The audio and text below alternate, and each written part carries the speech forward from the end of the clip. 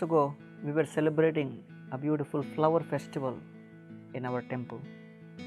Many guests had come from different parts of the world.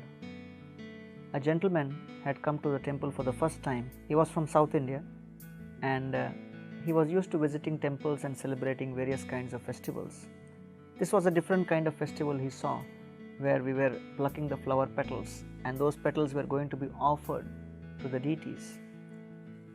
And practically everybody who was sitting across in the morning plucking those flowers saw something significant. That although people were coming from different diverse backgrounds of education, of country, of ethnicity, but still there was something in common. Each one was completely invested in trying to give their devotional energy into those flower petals. And at one level, everybody was actually one in spirit, because we were all there to use those flowers in the service of the Supreme Lord as a gratitude to Him for what He is giving us.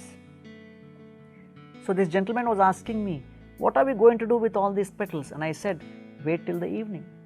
So in the evening, when the festival began and the flower showers began on the deities, he was sitting right there next to me, right in front.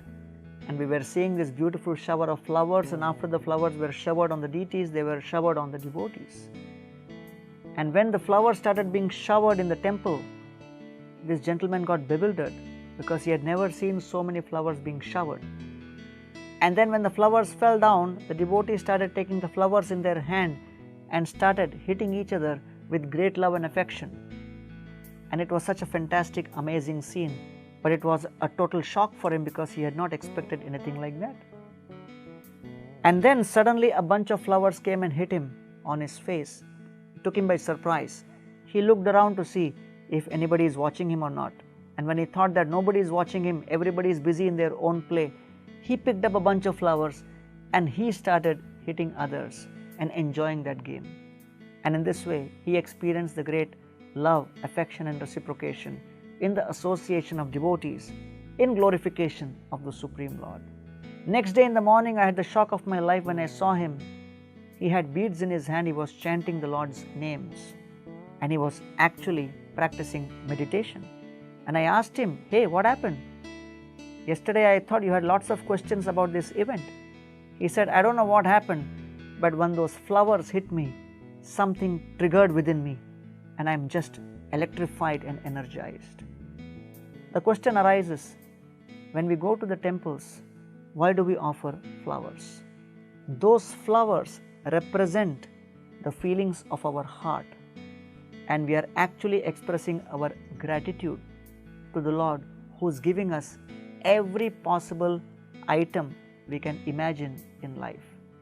Therefore, in the Bhagavad Gita, Krishna says that you offer me leaf, flower, fruit or water with love, I accept it. So the love in our heart is the main ingredient which we are trying to offer.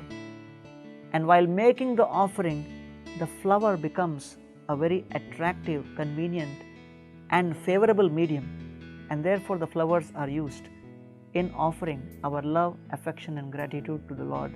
And therefore you will find flower garlands in temples, offerings of flowers in various forms of worship in the temple, because ultimately we want to reciprocate with the Lord's love, and the flowers become a medium for transmission of that love.